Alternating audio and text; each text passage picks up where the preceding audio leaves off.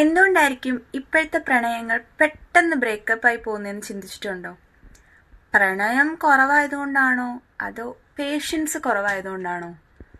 എൻ്റെ ഒരു അഭിപ്രായത്തിൽ പേഷ്യൻസ് ഇല്ലാത്തത് കൊണ്ടാണ് മിക്ക പ്രണയവും ഫ്ലോപ്പായി പോകുന്നതെന്നാണ് തോന്നുന്നത്. കുറച്ച് സമയം ഇരുന്ന് സംസാരിച്ചാൽ തീരാവുന്ന പ്രശ്നമേ കാണുള്ളൂ. പക്ഷെ ആരും സംസാരിക്കില്ല. ആർക്കും കമ്മ്യൂണിക്കേറ്റ് ചെയ്യാൻ വയ്യ. എല്ലാവരും എളുപ്പത്തിൽ ഒരു ബ്രേക്കപ്പ് പറഞ്ഞിട്ടങ്ങ് പോവും.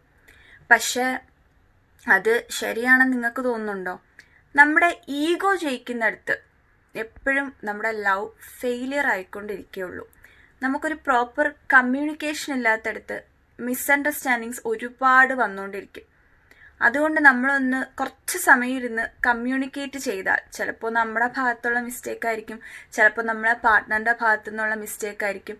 രണ്ടുപേരും അങ്ങോട്ടും ഇങ്ങോട്ടും സംസാരിച്ചാൽ തീരാവുന്ന പ്രശ്നങ്ങളെ പകുതി റിലേഷൻഷിപ്സിനും ഉള്ളൂ. അതുപോലെ ഇപ്പോൾ ഒരു ടോക്സിക് റിലേഷൻഷിപ്പ് ആണെങ്കിൽ അത് സഹിച്ച് നിൽക്കേണ്ട ആവശ്യമൊന്നുമില്ല. അത് ബ്രേക്കപ്പ് ആവുന്നതിൽ ഒരു പ്രശ്നവുമില്ല. പക്ഷേ നല്ലൊരു റിലേഷൻഷിപ്പ് ആണെങ്കിൽ അത് മാക്സിമം നിങ്ങൾ മുന്നോട്ട് കൊണ്ടുപോകാൻ ശ്രമിക്കുക. ലവ് എന്ന് പറയുന്നത് ഒരു ഫീലിംഗ് മാത്രമല്ലല്ലോ, അത് നമുക്കൊരു പേഴ്സണോടുള്ള ഒരു കമ്മിറ്റ്മെൻറ്റും കൂടെ അല്ലേ. ഒരാൾക്ക് വേണ്ടി നമ്മൾ ഇടുന്നൊരു എഫേർട്ടാണത്.